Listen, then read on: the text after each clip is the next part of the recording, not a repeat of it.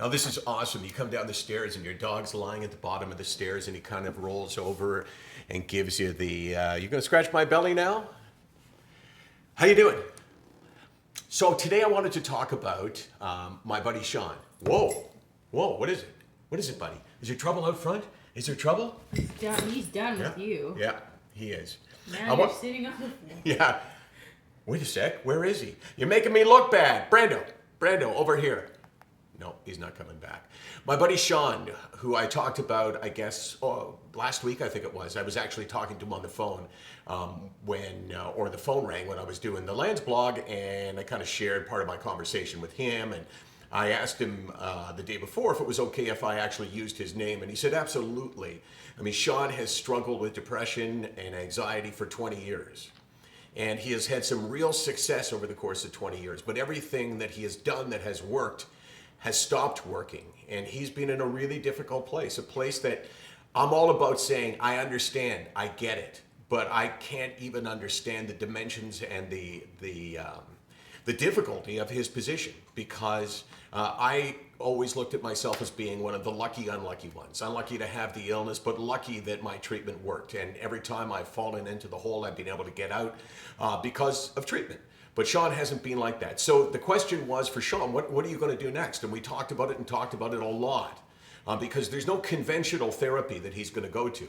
People suggest you just go about your life and put it aside, but that's the uneducated, that's people who don't understand this. It's never about just deciding, okay, well, I'm just going to live with it. Other people suggested going back and try another medication.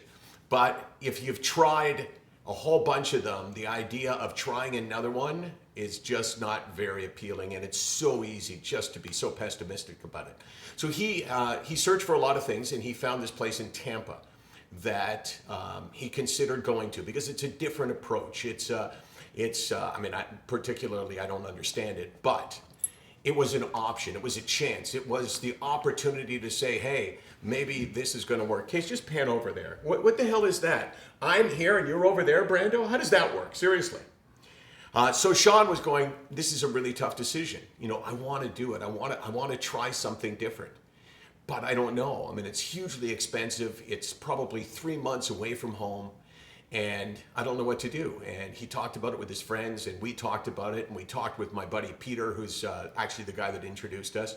And I'm happy to say that Sean, I believe, I haven't heard from him since he left, but I believe is on his way down to Tampa. Probably by the time you watch this, he is there. And that, for me, there's such an important lesson here, that he is an amazing fighter. He has been through so much. It would be so easy to give up, but he is now gone in search. It's like he was driving through the desert. It's like he was driving for the promised land. But the problem is, he doesn't know if the promised land will deliver him what he wants and what he needs. So it's a gamble, but I so respect him for doing it. I'm so happy because he has hope. The moment he decided, I'm going, is the moment that hope returned, because now in his mind he can say, okay, I'm trying something new. Maybe it won't work, but maybe it will. As opposed to when I wake up tomorrow morning, I know I'm going to be struggling. So good for you, Sean. We applaud that. And if you would like to reach out to Sean, why don't you tweet me at Hey Landsberg, and he will keep an eye on that. And if he's so inclined, we'll get his Twitter handle. How did I forget that? I'm on Twitter all the time. What an idiot. We'll get his Twitter name, and you can message words of hope for him.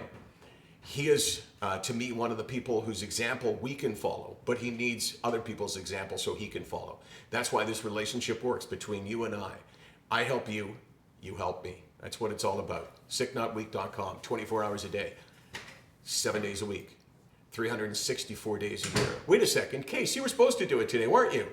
Oh my gosh, I've forgotten. Tomorrow, Casey Landsberg. No. Tomorrow. No. Hold on it. Here it goes. Here's the promo. Join us tomorrow on the Landsblog when Casey Landsberg will talk to you about what it's like having a father who does not shut up when he feels good, and about a father who never says anything when he's struggling. That's tomorrow on the Landsblog. Nope. Yep. No, I'm busy. I decide. I'm busy. Yeah, nope.